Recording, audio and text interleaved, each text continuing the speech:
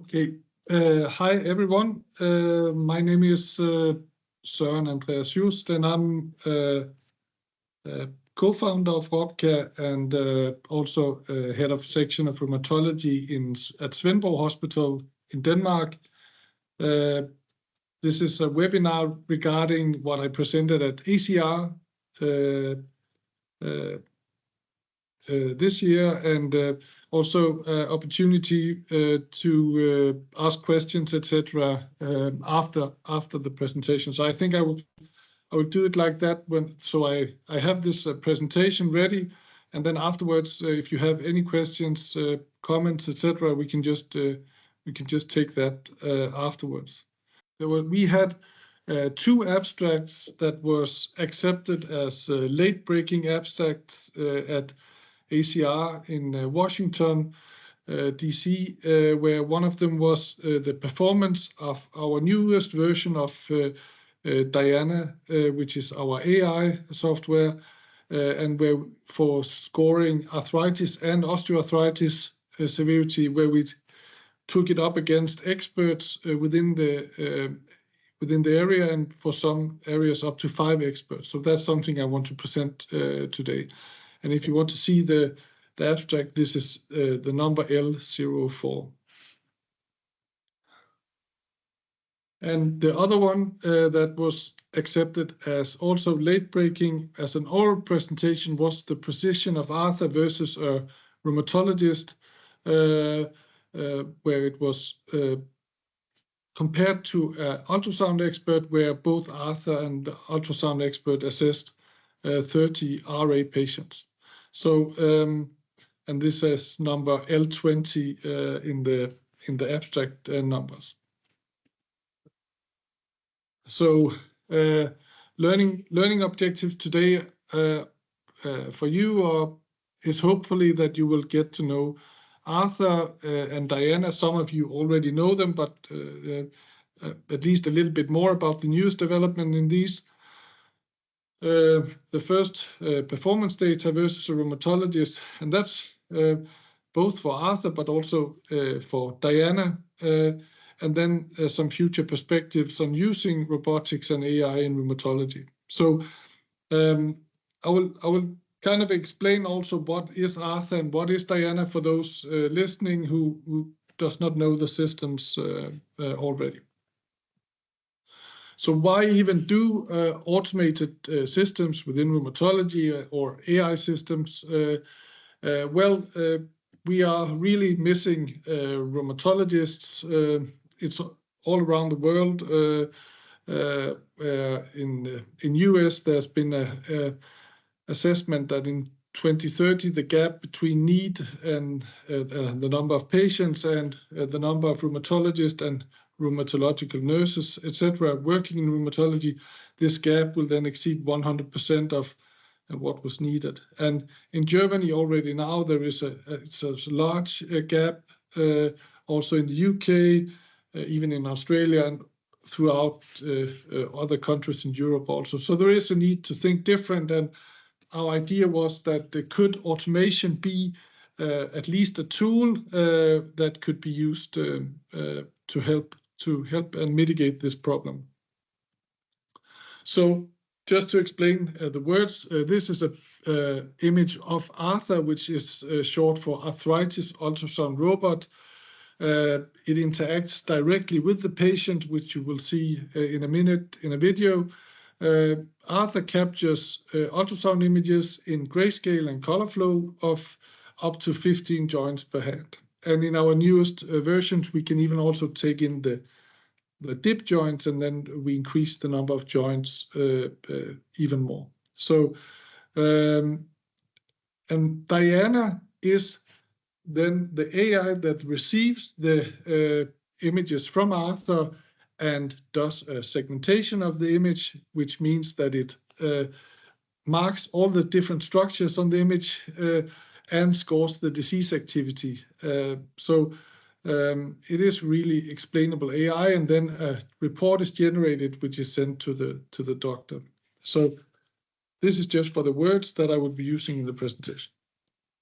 So the development of Arthur has been quite a journey, starting in 2016 in a small room deep below the hospital, Odense University Hospital, where you see the image on the left, all to the left there, where we started just seeing could we find the joints, etc. Then it was just gradually developed, and in 2020 we were approved as a medical device 2A for Arthur, and also later for Diana. So the system is now a fully approved medical device which can be sold to hospital and used, and it is now working on hospitals. So it has been quite a journey, and we of course hope that it will go on and be even more used throughout the world. So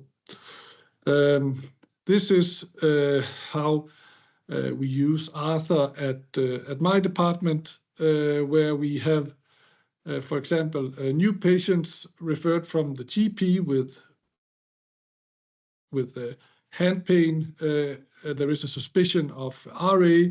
The GP has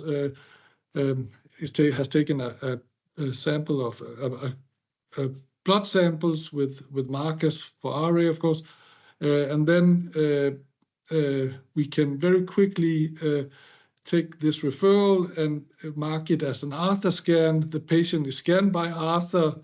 A report is done here of 22 joints, and a report is presented to the doctor immediately, which then also has the referral and the blood sample answers. The patient comes to a doctor and is informed of the answer, that there is no signs of RA, for example, there is clear signs of RA, etc. And all of this is automatically documented in electronic patient journal, so that one is handled, and all the images is also stored at the hospital, so you can always go back to see them, also for research, of course. Another scenario is the patient with established RA that fears that they have a flare-up in the disease, where they do not need to wait for an expert to assess their joints. With help from the nurse, they can simply just be booked for an Arthur scan. The doctor can see the scan immediately, and of course also then assess the blood samples, etc. And the patient is informed immediately if there's any signs of activity. So there are different use cases to using automation, and there are probably even more use cases going forward. So Arthur can currently ultrasound scan the hands.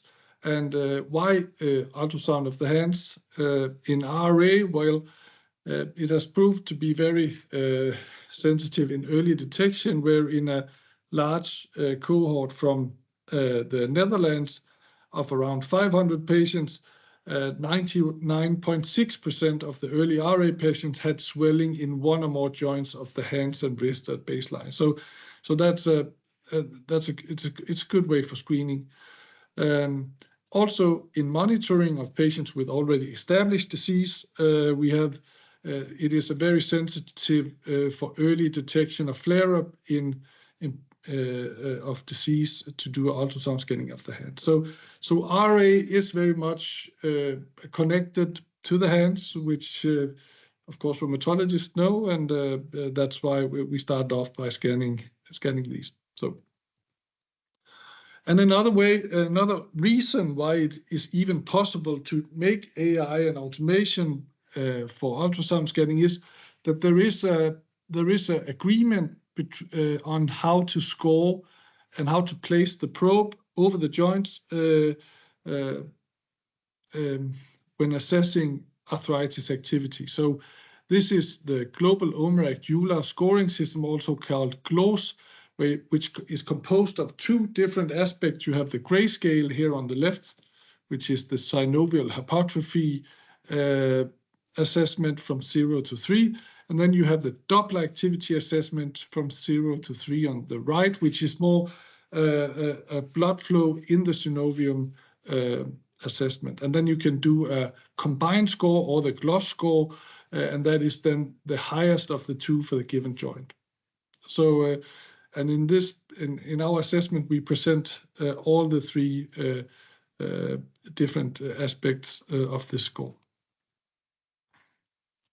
So here we see a video of Arthur scanning, where a patient has started off by either just scanning or typing in their ID number. Then the Arthur starts to talk to the patient about how to roll up your sleeves and how to apply gel. And here we see that a good amount of gel has been put on by the patient, and she places the hand in the white area, and then Arthur starts to scan the joints. And what you also see is when Arthur lands at a joint, it will start to do a sweeping movement over the joint. And the reason why it does that is that there is an AI system within Arthur that looks through all the images and finds the best position to take the image. When it has that, it stops and also take a color flow image or Doppler image of the joint. So, and even takes a small video of the Doppler assessment also to be placed at the server.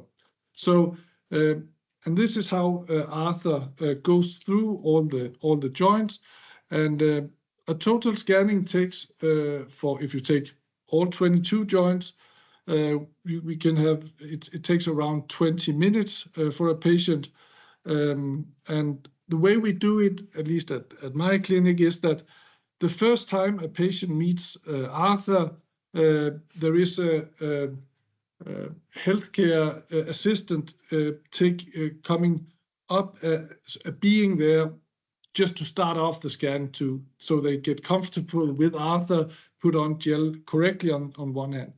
Then they will often leave, and the patient will be with Arthur, because then they know the procedure, and when Arthur says, please put wash off gel on your right hand, put gel on your left, they know the procedure, and everything goes smoothly.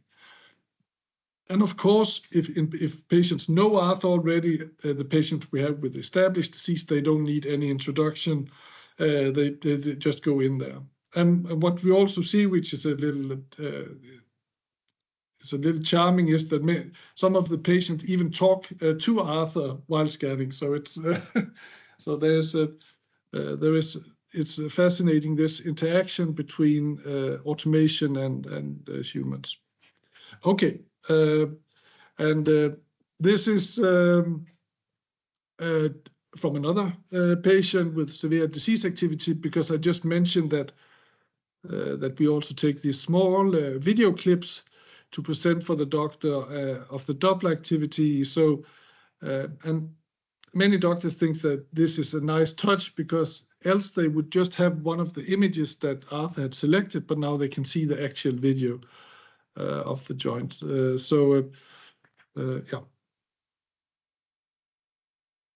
So what happens then? Because then Arthur has taken this series of images and videos, etc., and Arthur has quality assessed the images so they are suitable for assessment of the boss. And Arthur's boss is named Diana, and it's another AI system that assesses disease activity on the images. And I will just run through you quickly the history behind Diana. And it is, we started off in this publication that Diana just took an ultrasound image and then gave a number. For example, 3 was severe disease activity on this Doppler image. But then we gradually moved on with Diana, and now what Diana does is do a segmentation of the image, which means that, like you see on these images here, you can see on the right how AI has marked, for example, bone, and osteophyte and cartilage and synovium. It draws on the images in the report and explains why it thinks it is a grade 2 image, for example. Then you can disagree with it, and that's okay. But now it's much more explainable AI, which is necessary when systems is to be approved by the medical device regulatory.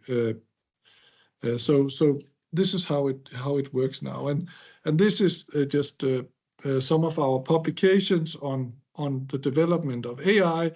With the newest aspect, the newest publication is that we now also can assess osteophyte severity also from 0 to 3. But what is it I presented regarding Diana at ACR 2024? Well, this is this poster, and I will just go through that now. And it is as we have trained Diana, which I said, which can assess arthritis by grayscale, by Doppler, and osteophyte scoring. And then we said, well, how well does it actually perform? So we tested it against radars on 1,280 ultrasound images to assess synovial hypertrophy, 840 images to assess Doppler activity, and 351 ultrasound images to assess osteophyte severity. And then we saw how precise was the AI versus the other the experts. And the other experts were all seasoned ultrasound rheumatologists, all training, all teaching in ultrasound in rheumatology. So really people who know ultrasound.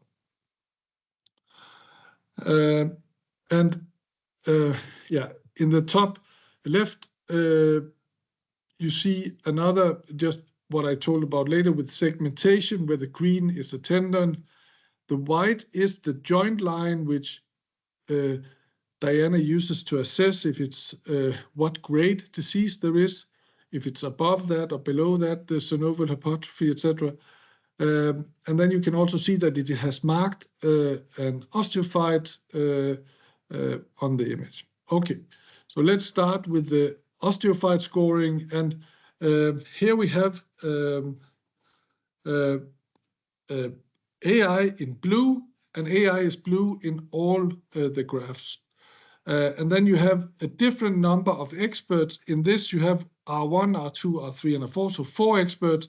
Here you have versus 5 experts, and here you have versus 3 experts. So, but if we start with osteophyte scoring, where we have what is called down in this line, which is PEA, which is percent exact agreement.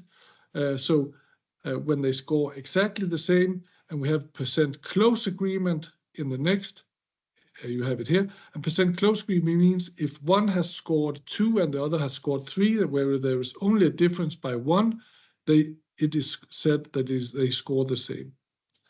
Then we have kappa values, sensitivity and specificity, and negative predictive value and positive predictive value. So, but let's just focus for this presentation on percent exact agreement and percent close agreement. So here we see how the AI performs, and here you see all the other experts. And you see one expert lagging a little bit behind here on the osteophyte scoring, which is R4. He has been replaced by a robot. No, sorry, he hasn't. Of course, just to show that there is a difference in the scoring, even between experts. So I just want to explain this a little bit more, because how are these numbers reached? If you take AI, it is scored. It is the score of the AI versus the how, for example, how does it score versus R1? How does it score versus R2? How does it score versus R3? And then there is then you take the average of that. This is how you assess. This is how the numbers for the AI is placed on these graphs. But if you look at how the radars are placed, they are only taken against each other. So it's R1 versus the rest of the humans, R2 versus the rest of the humans, etc. So the reason why we did this is that we did not want to bias the numbers for putting AI into the assessment of the experts. So this is just to explain. But if you look at it here with Osteophyte scaling, you see that the AI is on the level with the other experts, except this one. And if you take percent close agreement, they are all very much in alignment, and AI is not at least performing worse. If you then take synovial hypertrophy scoring, again, you see AI is in the range with the expert with regards to PEA and PCA, also very high similarity between the scores. And for scoring Doppler activity, the AI is also within the range, at least of most of the experts, when you look at the confidence interval, and a very high PCA scoring. And overall, just a very high score for Doppler activity, which also says a little bit about how that it is somewhat easier to score Doppler activity than synovial hypertrophy that many rheumatologists will recognize. So overall, Diana scores images in the range of the expert we have tested, at least. So that's the conclusion of this poster, and it is the first time such a comparison has been made, and we're currently working on the manuscript for this publication. Then we move on to the next abstract, which was the oral presentation, where we tested, well, how well does the entire system perform when you take 30 RA patients. You first scan them by Arthur, which then sends the images to Diana, which scores the images. And then you take the patient and have a rheumatologist scan the same joints and score the images. And then lastly, we took all the images from both Arthur and the rheumatologist and sent to an external expert, not part of this study. And the expert went through all the images, and a ground truth was concluded. So what was the actual disease activity for this joint when I now have all the images? So this study is simply a comparison with the expert as ground truth. How well did Arthur perform, and how well did the rheumatologist perform? And here we see the patient sample where we had 30 RA patients. They were around 65 years old, mostly female, and with a disease activity score of 3.86 in DAS28 CRP, so with a moderate disease activity also. Yeah. So a total of 660 joints were assessed in this study. If we first look at repeatability, because one of the things we did was that we had Arthur scan the same patient twice. And then we looked at repeatability just within Arthur. If you look at synovial hypertrophy, also from score from 0 to 3, we found a percent exact agreement from one scanning to the other at 63%, and a percent close agreement of 93%. So it was often just varying by one if the score was not the same.